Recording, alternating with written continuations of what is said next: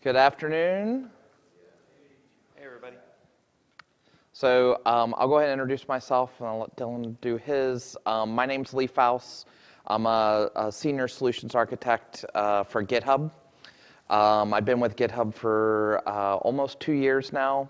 Before that, I actually ran my own business doing business transformation. We used GitHub whenever we went out.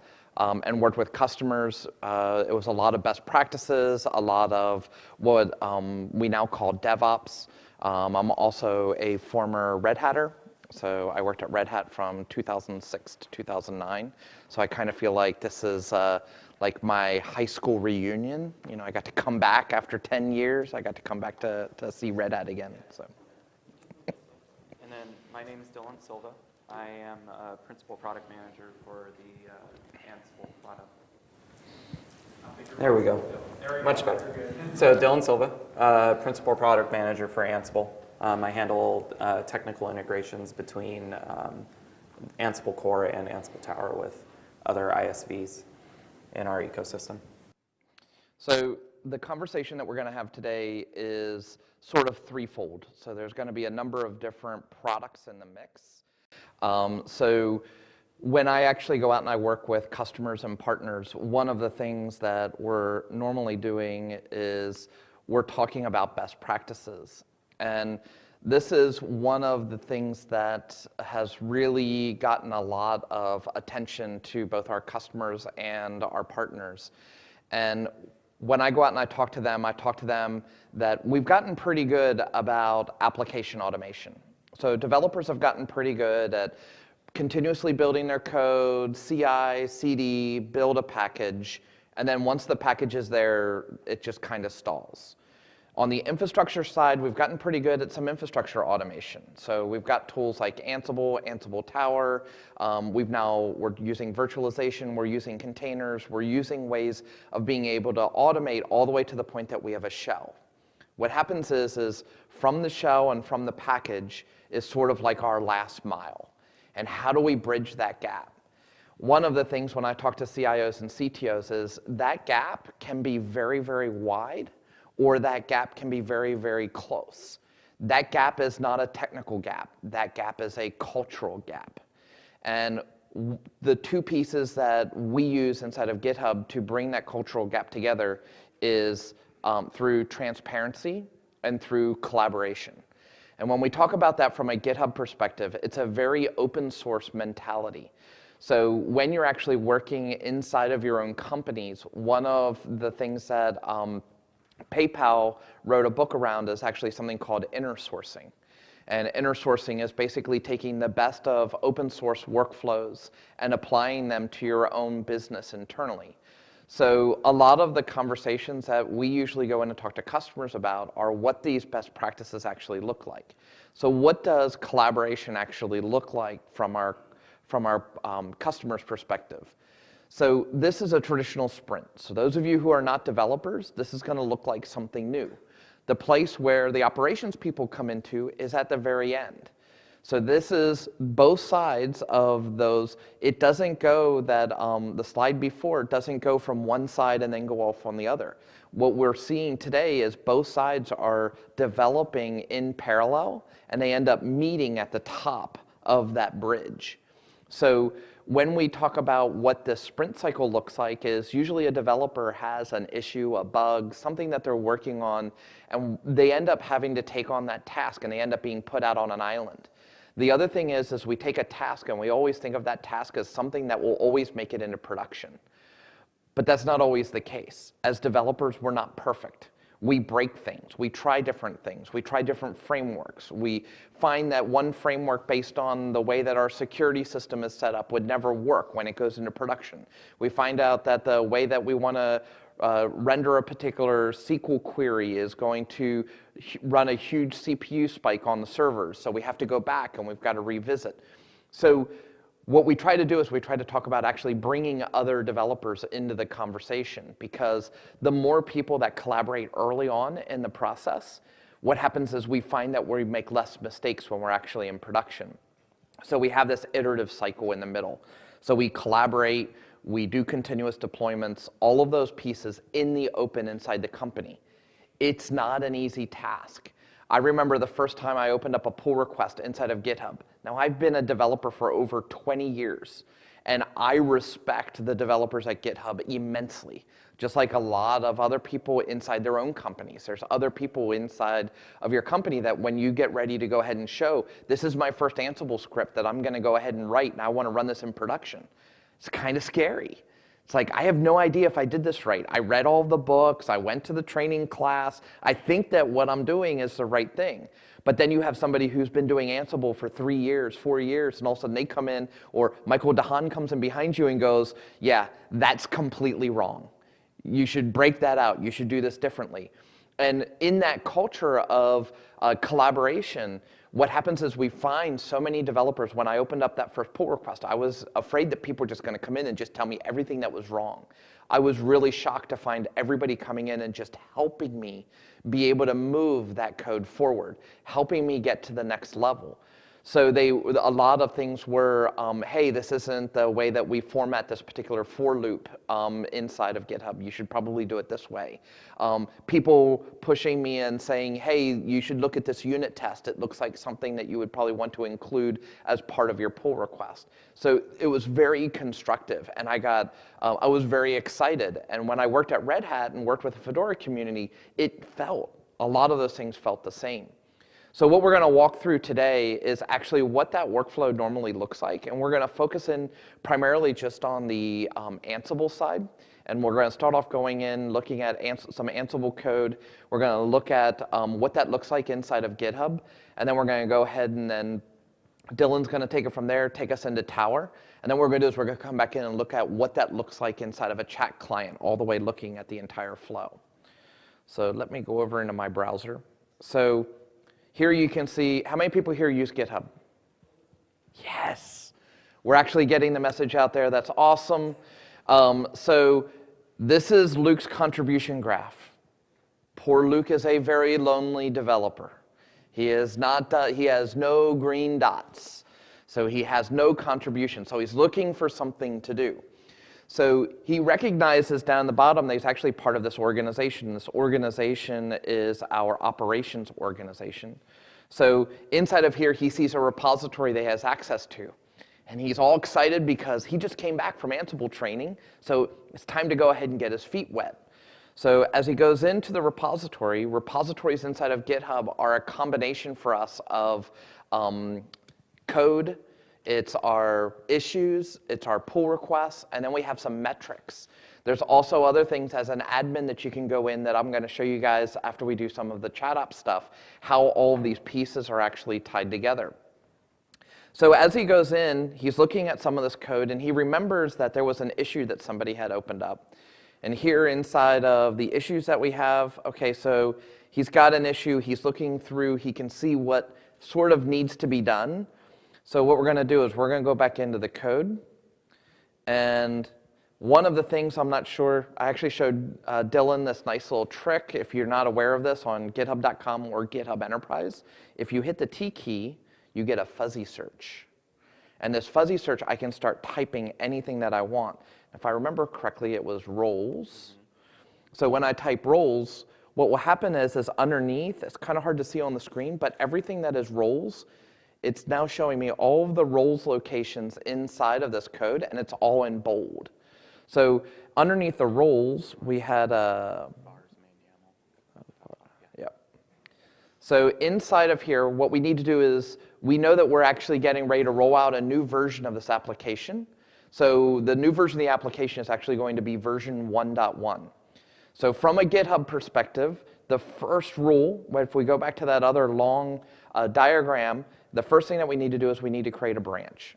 So what I'm going to do is I'm going to go ahead and say change version number.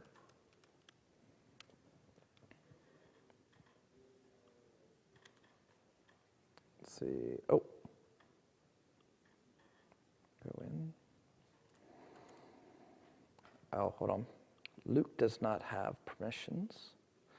Let me log back in. Let me sign back in as.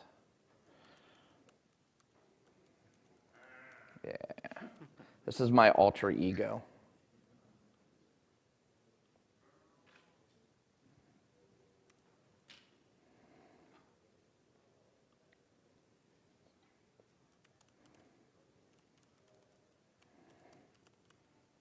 So I'm going to go ahead and create a new branch. And now off of this branch, we're going to go back into our roles. And that was... So inside of here, I can see that I'm on this branch. So what I'm going to do is I'm just going to edit this right here. Now, normally inside of Git and GitHub, you would actually clone the repository. You would create the branch locally. You would make the change, test it locally, make sure everything's working, and then you go ahead and do a push. But we're going to bypass some of that real quick here. So what I'm going to do is I'm going to change this to version 1.1. And now what I'm going to do is I'm going to say I'm committing directly to the branch that I want. So update version number for production. And now I'm going to commit the change. Now, one of the things when I go out and I talk to people is they get stuck in some old workflows, whether that be CVS, Subversion, Perforce, other tools. In Git, branches are very lightweight. What a branch is it's basically just a sandbox that's only going to measure the deltas of all of the files that change, not actually touching and changing the entire file. So creating branches is not a problem inside of Git. We actually recommend actually creating more branches. And part of the reason why we like to create branches is because we can now, off of this branch, create what we call a pull request. How many people here use pull requests? All right. So those of you who don't use pull requests, this is why we create pull requests. Now, what happens is I now have a place that I can actually start a collaboration flow. So Luke is, even though I'm logged in as Chewbacca, if I was Luke, I could come in here and I could actually @mention the Ansible experts team. And what this @mention will do is it will actually send a notification to everybody who is in that team that they've been invited to this conversation. So now they kind of know, hey, somebody's actually asking for my help. It's sort of like a little forum. But the great thing is it's going to give them context, because inside of here will actually be the commit and the changes that I actually have corresponded to this change.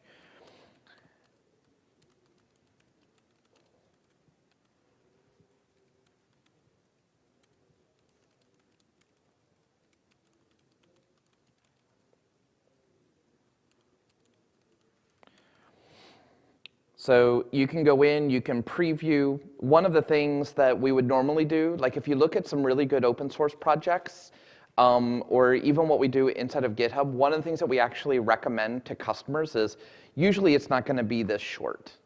So other things that we can do is we could go in here. So let's say this was some major functionality.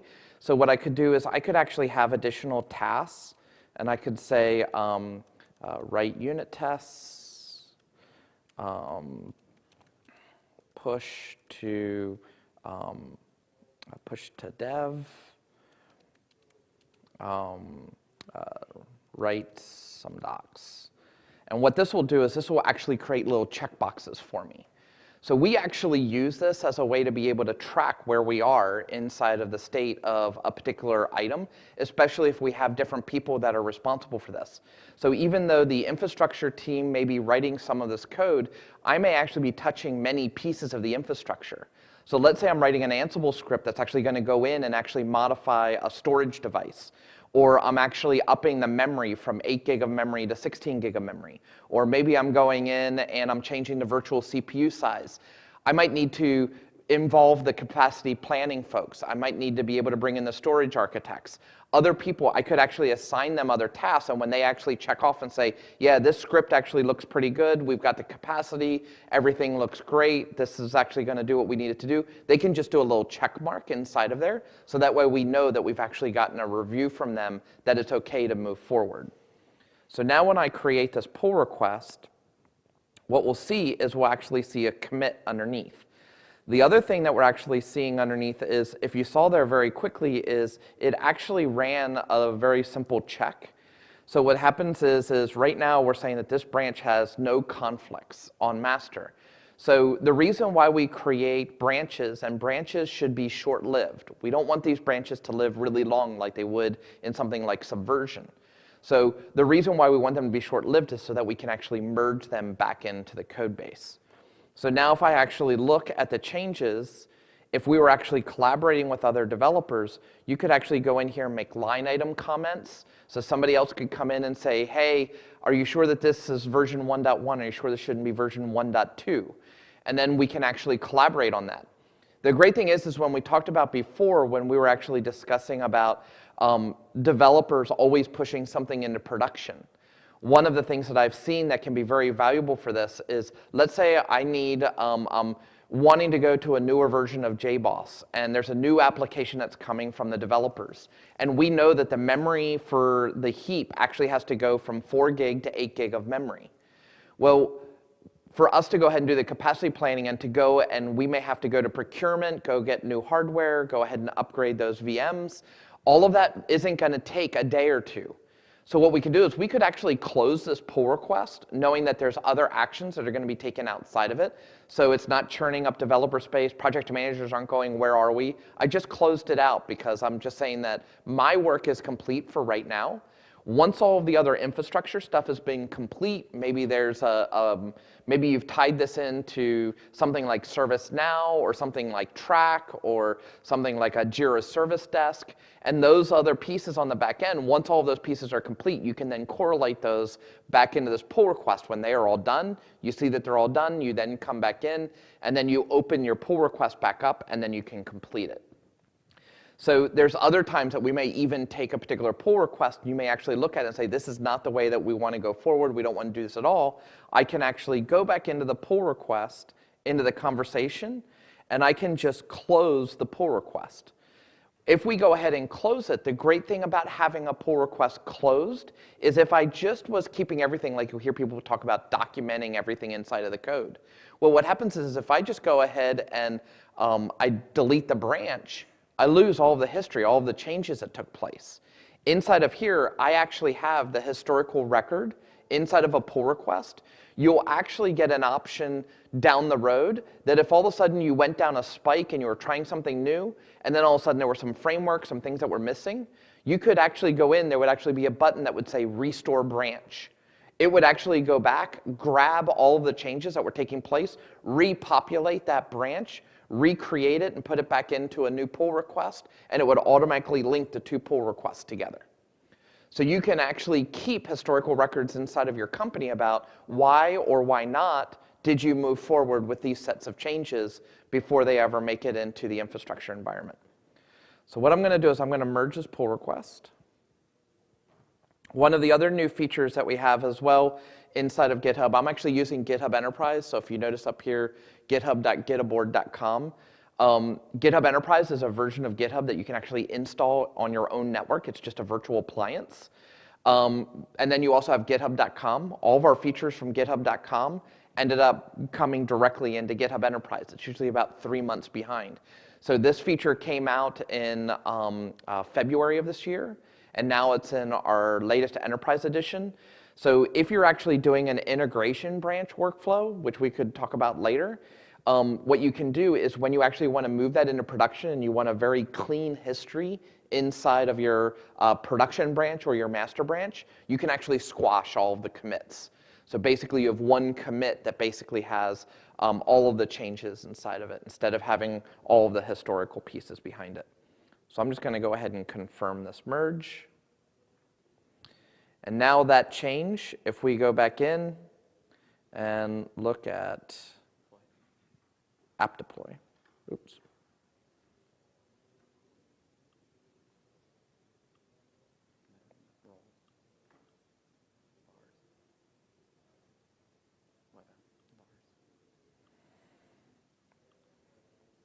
And there we're now at 1.1. Turn it over to Dylan.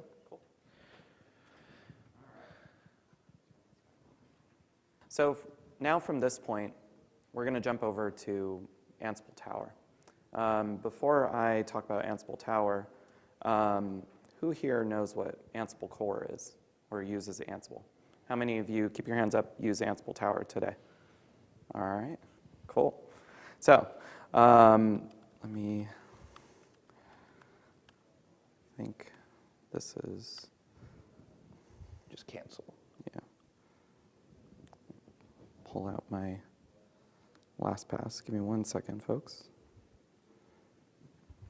So from this perspective, Ansible Tower is a system where you can actually centralize and manage your Ansible playbooks and your Ansible automation. It's a framework that sits on top of Ansible core and allows you to extend that automation by pulling in your playbooks from things like GitHub or other services out there, as well as centralize your inventory management. So what I'll show you today is a dynamic inventory that's being pulled from Amazon Web Services. And then once you have your projects defined and where your playbooks are coming from, and then the inventories that you're going to be targeting against, then you create job templates. And I'll show you the job template that we're going to use to deploy that version 1.1 application on a couple of hosts in Amazon. And then we'll talk about how the process for DevOps is achieved using a framework like Ansible Tower. So without further ado, let me get logged in.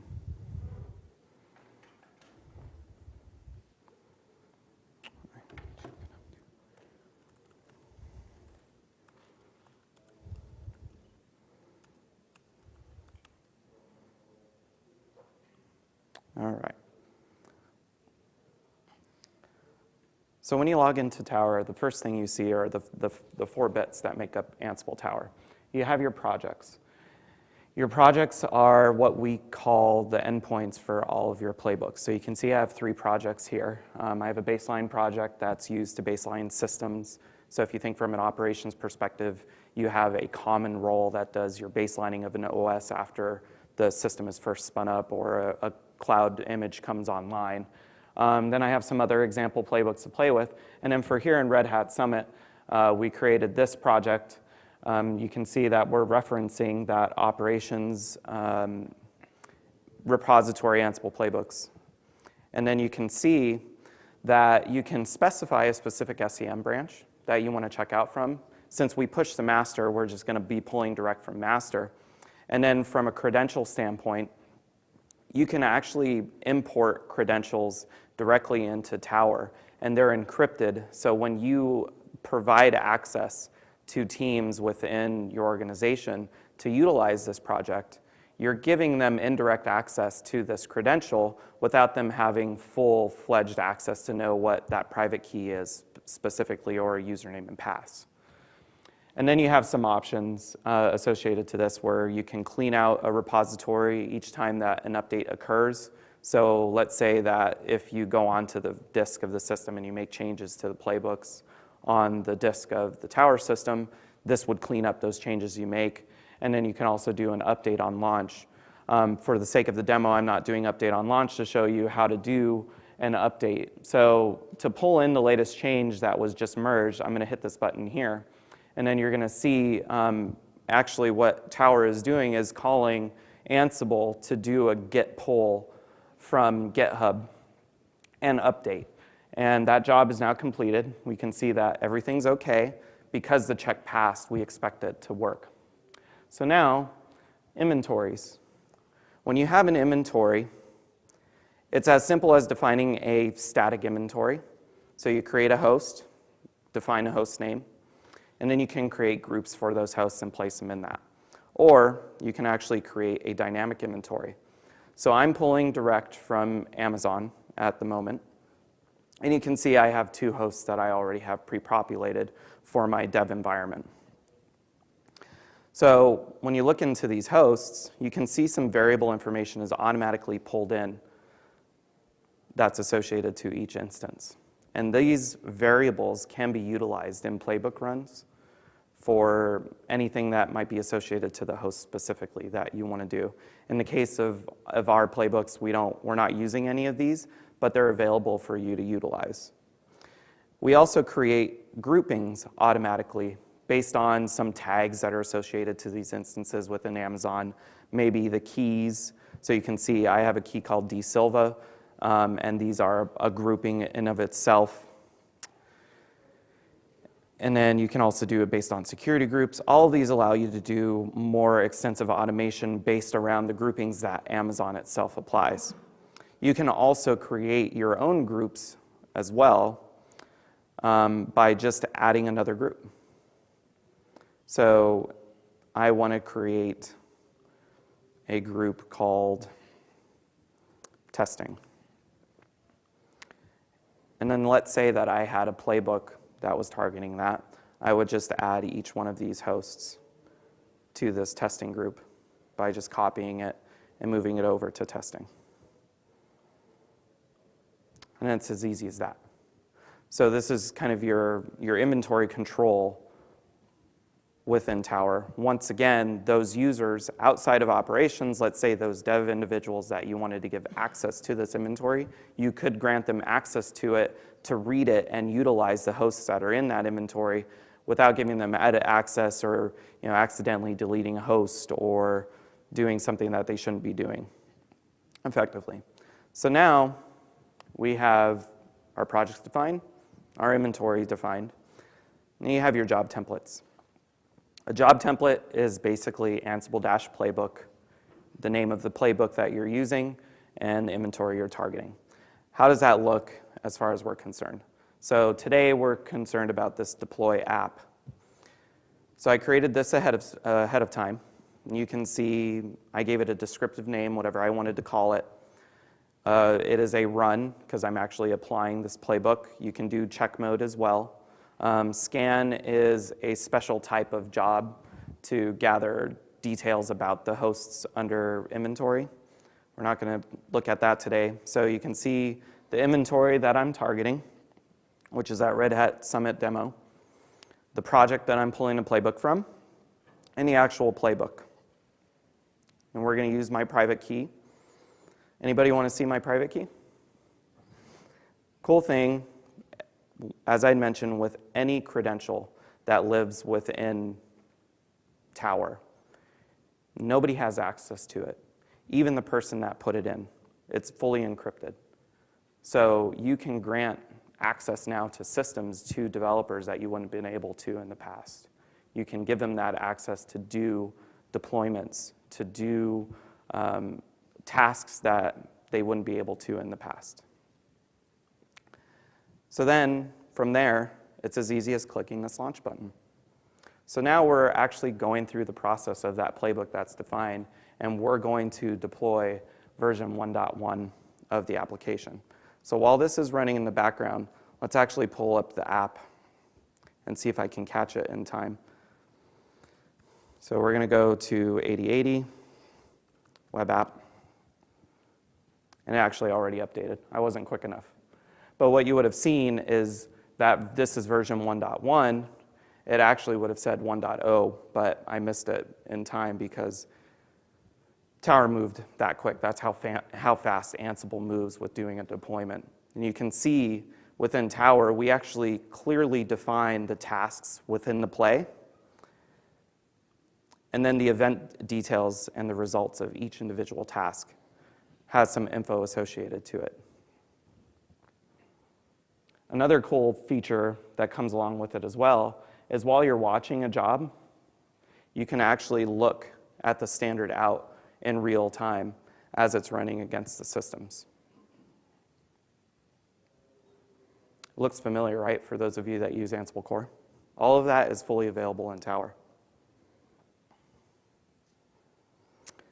And then finally, this jobs section is a way to look at previous jobs that have run on the environment. And you can see, this one specifically, I had some issues with my job when I was writing my playbook. We found out in development that actually the version number of the app we were deploying wasn't correct. We didn't specify the V, and it helps us kind of understand what might be going wrong with writing playbooks. It's a lot cleaner than looking at standard out from shell or using other systems to run your Ansible playbook.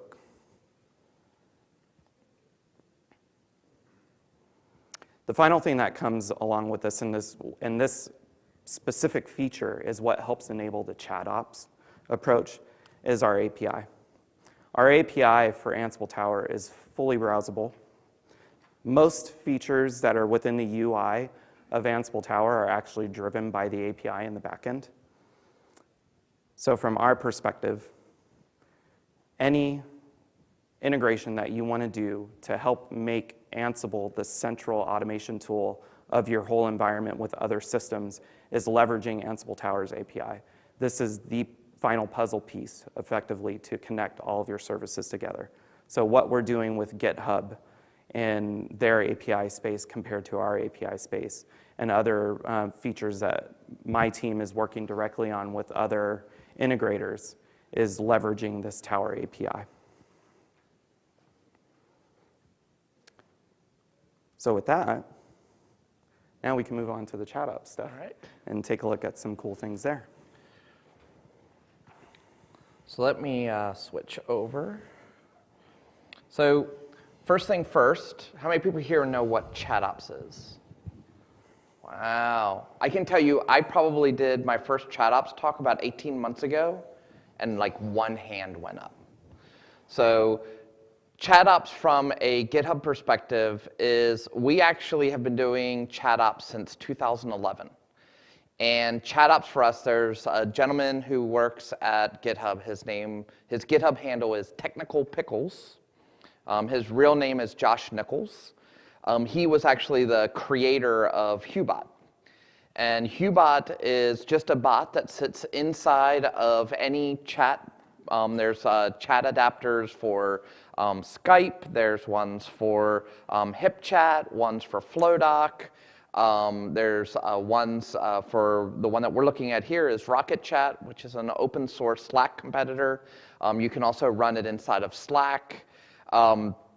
So from a chat perspective, one of the things that they realized is as the Git infrastructure for GitHub was getting very big, what they realized is trying to maintain things like username and passwords and trying to figure out who was logging into what machines and what actions were they doing inside of each one was hard.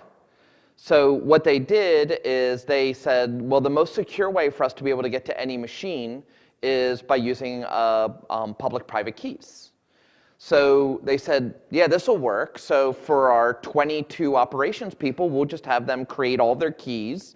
We'll go ahead and upload all those keys. And then when they forget their keys, or they delete their keys, or they upload, or they upgrade their machine, then what we'll do is we'll have to recreate all those keys, and then everything will all get lost because we won't know whose keys are where. So what they did is they decided, well, what if we just had one user with one key?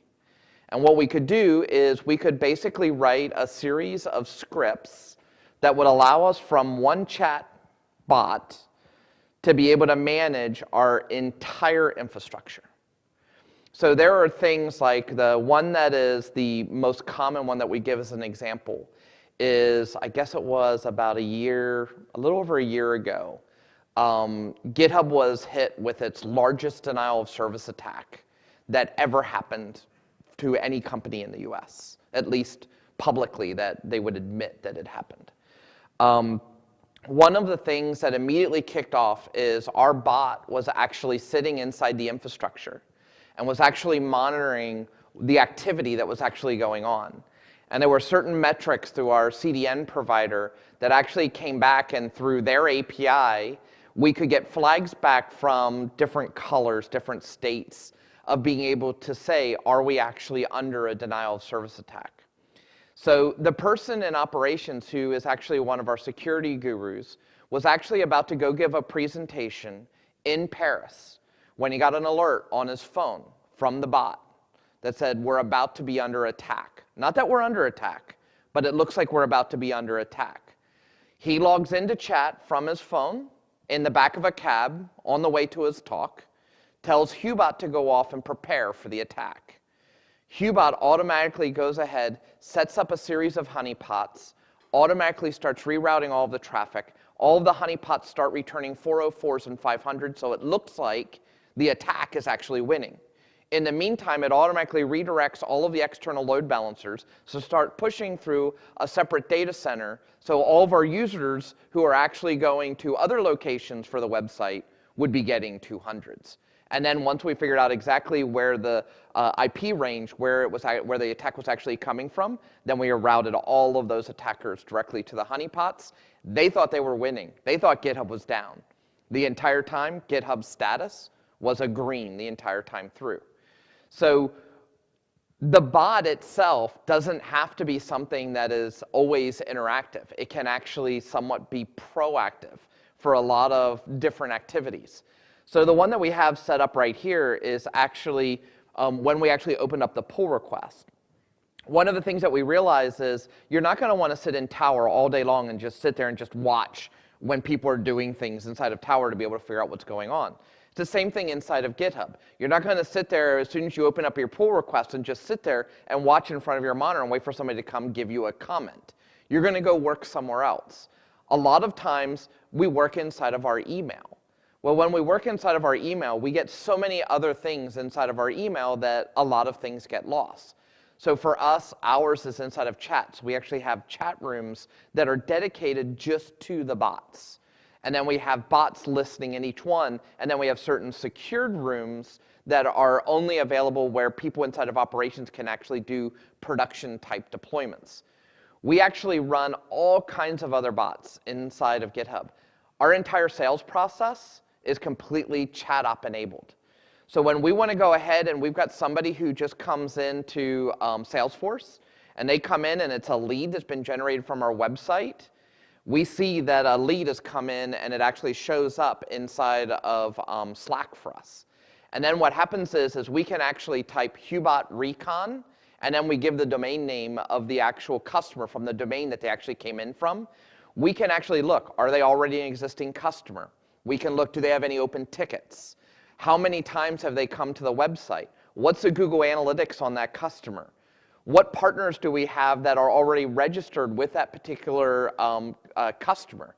So we automatically have all this information that we can automatically gain because we're using all of these APIs into all of these other systems. So this is an example of some inbound ones that we actually set up from GitHub that when we actually look at something called webhooks inside of GitHub. So here, I have a webhook set up to be able to say, anytime there are certain events that actually take place inside of GitHub, I want you to route the JSON payload for that webhook to the bot. And then the bot takes that JSON payload and transforms it into something that we can actually read inside of chat. So that's one way. You can actually send data in and the bot can actually listen and send it into chat. Well, normally when you get that kind of data, you're then going to want to react to something that has actually come inbound. So using the great APIs from Tower, what I can do is I can actually go to Hubot. I can say, hey, Hubot, give me the Tower inventories that we currently have. So as we wait for chat to respond. So Hubot, actually, you saw how quick that was. Hubot actually went to the Tower instance, actually used the API, actually got back that there are 3 inventories. So there's an inventory, and each inventory has a number. This is actually the ID of the inventory from the API. So then if I want to ask Hubot, I can then say Hubot Tower inventory, and then I can pass in the number for the one that I actually want to look at. And here I can actually go in, and here you can see that this is the inventory for 8. I can actually see all of the different inventory items inside of there. Now you can imagine, now I've got the IP address of that inventory. I've actually got the Amazon. I've actually got the AMI ID. So now there are other plugins that you can use. The Hubot is actually based on JavaScript. So it's actually based on Node.js.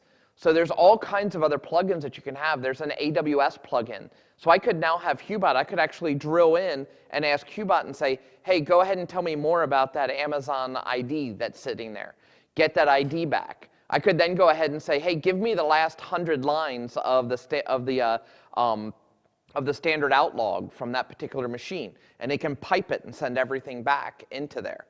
So as you go through this process, you end up being able to do a lot of work directly from inside of chat without actually having to open up a window. Now, this is sort of one-to-one relationship. Now, imagine just like what Dylan showed you with the Ansible script, where he actually went out and provisioned 2 machines or updated 2 machines at once. Off of these inventories, I could actually have the bot actually orchestrate many activities at once across many different services. So you could query a bunch of different places, and then based on the responses that come back, go into the next step and actually perform a number of actions for that. So those are sort of the two different levels. There's lots of things inside of Hubot that you can actually go out. There's a number of other, we're not particular. Hubot is completely open source. You can take that and you can actually do whatever you want with it. You can actually build your own for fun. I actually wrote a plugin for ActiveMQ and another one for RabbitMQ. So what you could actually do is you could actually use Hubot to actually listen for things off of a queuing system. So if you've got something on the back end, like a mainframe or something that's actually listening to queues, I could actually get data off of that. So there's all kinds of different ways that you guys can actually do that. So from there, what I'd like to do is, anything to add? Yeah, I would say from a Tower perspective too, what we're working on for integrations within ChatOps for all of the different chat services is every single item that lives within Tower. So updating your projects, creating inventories, doing job template updates, and pushing jobs out to your systems will eventually all go through ChatOps services in some form or fashion. What I envision in the future as well is from within chat systems such as Rocket Chat, you could actually look at your job status without actually having to leave. And then if you want to dive into more details, you can click on a link for each individual job and it will take you to Tower so you can look at further details from there. Because it helps centralize it. Because I know myself, just like Lee said, I don't want to jump back to Tower every single time. I live in chat all day long. So why not keep it central to something that I love working out of? And that's the whole bit about ChatOps. And because Ansible is a true automation engine, is using that bot to connect to Tower, as well as the chat system, reaching out to all of the other services, it helps centralize everything and keep it in one nice package to work along with. So from my standpoint, I think ChatOps is one of the most exciting things that we can work with today. Yeah, and just to piggyback on that is also for those of you that have to deal with like SAS 70 audits, this is now a single place that you can actually have a record of not only who did what action, but you have a historical record for as long as you want to keep it. So now you can say, hey, I want to know what command was run on that particular server. Yep. So if you're keeping track of and you make people have to sort of walk through some of these steps, you know which scripts are going to run that are actually going to modify machines on the back end because they go through. The other thing is now every machine inside the system, you don't have to worry about somebody coming and saying, okay, so who has access to these machines? Nobody. What do you mean nobody has access to any of these machines? No, we do everything through chat. There's one bot who has access to all of our machines. Nobody can SSH into them. So then that actually eliminates a lot of the reports and a lot of things that you have to do in some of the security audits that you have to do because you're minimizing the amount of touch points inside of your infrastructure, which is really critical, especially when you start talking about, imagine what happens when we start getting into Docker sprawl. And you start talking about one service per container. And all of a sudden you've got 10,000 containers. We thought 1,000 VMs was bad. Now we're going to have 10,000 containers that are running and people who are stopping and pulling and restarting and making changes. Who did that? Who pulled down the change? Who did the change and did a push back up? Those are the kinds of things that you can now all do through auditing and being able to see those kinds of things through chat. And you know, to finalize that out, that's the beauty of using Tower along with this is because, as you guys saw, every single action that occurs via a playbook is logged. So you have a way to generate those reports even further. And it's granular enough for SAS 70 audits. I myself, in my previous role, that's how we did it for going into our IPO launch. So it's definitely a system that can be utilized to do that kind of stuff. Great. So any questions? Yes.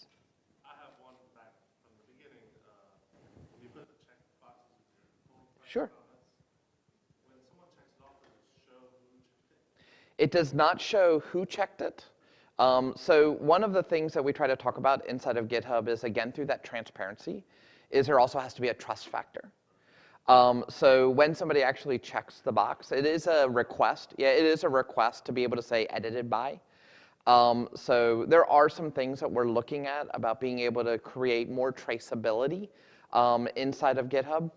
So definitely noted. It's a common request.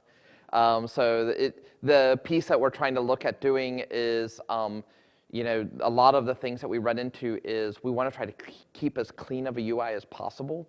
And then if somebody unchecks it, do we then track who unchecked it?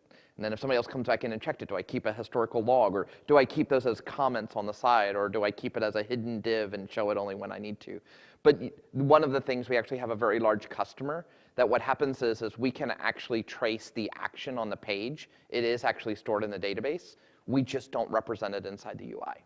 So if you did need to be able to say, hey, I don't know why somebody checked this, you could actually go back in and query the database and actually get at who did that action. So, yes? Kind of more of a philosophical question, sort of with your workflow at GitHub. You kind of went through and you made your change and you did your pull request, and then your comment was, that you typed, and I realized it was just a demo, hey, can I get some eyes on this? Mm-hmm. Do you espouse sort of having the pull request be the place where all of that conversation lives versus maybe an issue that then gets tied to the pull request in that one? Because I guess in my mind, from a DevOps world, the pull request is, I think this is done, right? So the only comments should be, I found an error, as opposed to, hey, let's chat about it. Yeah, I remember when I first started with GitHub, I always brought up with everybody, I remember my first open source pull request that I did, and it was for Bootstrap. And I sat there and I made a whole bunch of changes for Twitter Bootstrap, and I went ahead and I submitted my pull request, thinking the exact same thing, thinking, I fixed it, just go ahead, I'm waiting for somebody to merge. And what happened was, all of a sudden, this huge conversation took off about architecturally, hey, we really like what he did. Maybe other components could take advantage of this as well. Next thing I know, all of a sudden, it's like 3 days later, and all of a sudden, I'm scrolling, trying to figure out where the end is. And all of a sudden, I get down to the bottom, and it's closed. And I'm like, what do you mean it's closed? And what I found out is they ended up creating other pull requests for each one of the components. I made an architectural change higher up. But they took my idea, and down at the bottom, there were all these plus ones, all these thumbs up. Yes, we should move forward with this. But it was the conversation that was important, not the change. So what happens is a lot of times from a coding perspective, we expect whatever we write to be merged. And the change that we end up see inside of a lot of open source projects from a GitHub perspective is the change that we're trying to make is a suggestion, not the fix. So when you go into that mindset, then what happens is the pull request is the start of the suggestion. That suggestion may or may not get merged, but it's the conversation that lives forever. So now if you ever go back and you say, hey, why didn't we merge that thing in? Oh, remember that 13th comment down that said, if we go ahead and do this, that we know that SHA-1 is about to be phased out and SHA-2 is coming. This would have limited us to have to support SHA-1 for the next 5 years if we would have merged this into master. So then what you can do is we do in GitHub a lot, we do what's called cross-linking. So inside of a pull request, if you just use the pound symbol, you can see the issues, you can see other pull requests, and then you see the link inside of the pull request. You actually see a line in there that says, this is related. And then you can actually do that traceability and that linking. And we have a lot of customers and partners that have done some really interesting integrations by being able to trace that through from a requirements perspective. So, or create a release notes at the end of a particular version. So totally understand. One of the things that normally would have started that conversation is there would have been an issue. That issue would have been open. Somebody would have gone ahead and made a code fix that directly applies to the issue. One of the other things that if you're not aware of is if you say closes and then use the pound symbol, or say fixes and the pound symbol, when that pull request is merged, it'll automatically close out the issue on your behalf. So that is usually the path is from an issue into a pull request. But the key thing to remember, at the suggestion. So we want people to make the smallest change possible to create a pull request. Start a conversation, and then you start a collaborative workflow that you go ahead and you start having your changes. One of the things that I love is it's not on the Ansible side, but like from a Java development perspective, is this is awesome when you start talking about wanting to see your developers follow a test-driven development process. Because what you do is you say, I don't want you to start a pull request when the implementation's done. I want the pull request to start when you create your BDD or your tests or your unit tests. Because now what happens is I can actually go back in and say, yeah, this looks good. I like where this is headed. Let's go ahead, let's start seeing the commits for the implementation, and let's start seeing the build start to succeed. The other thing is I can't tell you how many project managers that I've had to teach that when they go ahead and they open up a pull request for the first time and CI comes back and says that the build failed, and they're going, horrible developer, yep, see that? First commit, can't even commit one thing, it's already broken. I'm like, no, they submitted a unit test that doesn't have an implementation with it yet, and that's actually what we want to see. We would actually like to see a couple of fails early on in the process. So when you actually go through that process, that conversation leads also to pushing more of the fix of the code at the beginning of the process. We have actually done some studies that we've been able to reduce production downtime by over 80% in some of our customers because of using pull requests. That fix is actually being found because many people are looking at it. We've all done code reviews, and I'm a bad developer, I will admit it. So I was that person on a Friday afternoon at the end of a sprint, and it's 3 o'clock in the afternoon. My wife's already texted me 14 times wanting to know when I'm going to be home because she wants to be out on the boat or because we've got a tailgate and we got to go get our food for tomorrow. And I'm sitting there and they're going, hey, Lee, what do you think about that? Like, yeah, that looks great. You know, so in the middle of a code review, we don't always take it seriously, and we always find things. We also find them at the end of the process. So then you get a project manager or somebody that says, is it really bad enough? Do you think we could go ahead and go on to the next sprint? We could go ahead and just like QA, see if it's really bad. So when we open up that pull request early on in a sprint cycle or at the beginning of a development cycle, what happens is we now have more time to be able to fix something in that process rather than waiting until the very end and then trying to push it through because we have a deadline to meet. Does that help? Yeah. Great, awesome. Other questions? No other questions? I know it's Thursday afternoon. Everybody's ready to go home. One back there? Yeah. How do you manage security in the chapter? Because when you say you have one user, you have one user as the key to the city. It does have access to everything. Absolutely. Again, it's that trust factor, right? So not everybody would have access to that room. And that room you would have, so like the way that Hubot works, you don't have one Hubot for all of chat. So you have one Hubot per room. And then that Hubot would only have certain plugins enabled. So maybe, depending on how you organize your plugins, maybe the deployment plugins are only available in a certain ops room. And maybe there's other ones that are allowed to be able to get the logs. Those logs are in another room. So those two different things, one who's allowed to be able to change infrastructure and another one who's able to read the infrastructure may actually be two different rooms. And it really depends on how that organization actually flows. But we've managed that because I can tell you one of the things I can't do at GitHub, they will refuse to allow me to push to production. I don't know why. Maybe it's because I go around telling everybody I'm a bad developer. So, but also in some of the tools like in Slack and Rocket Chat, some of the things are very granular. The security is very granular. So I know in Rocket Chat, you can actually decline people from actually running bot commands. So if they type in a bot command, it actually gets ignored with a little nastygram that says, you do not have permission, and they can actually do it off of a regular expression. So if you're a user and you don't have the ability to do a deploy action, what will happen is it actually sends a nastygram and it gets logged that you tried to do a deploy. And then it's like, hey, did you know you weren't allowed to do a deploy? And then you can try to find out if somebody's actually trying to be malicious, or you could find out if it was just a training thing. So different ways of being able to handle that scenario, but that's a great question. And I guess from the tower standpoint, we have RBAC built into it. So each individual, I had mentioned that you can grant them access to projects, you can grant them access to inventories and job templates. And credentials. Everything is in an explicit grant in terms of a permission.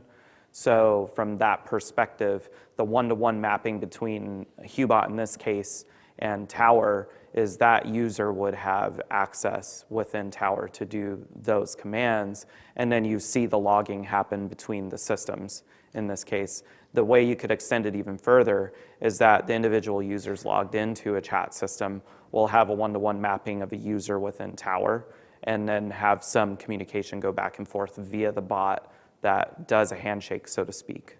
Those are some things that we're thinking about how we can actually implement that, because you want to go even further with that auditability trail, so to speak.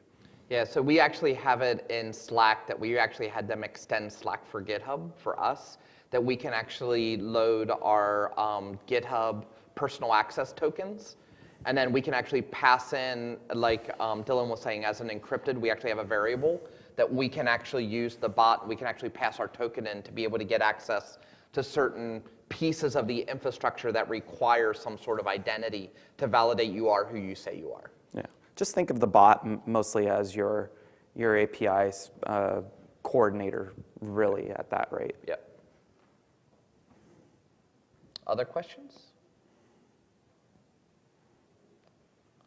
Awesome. Well, thank you all very much. Appreciate it.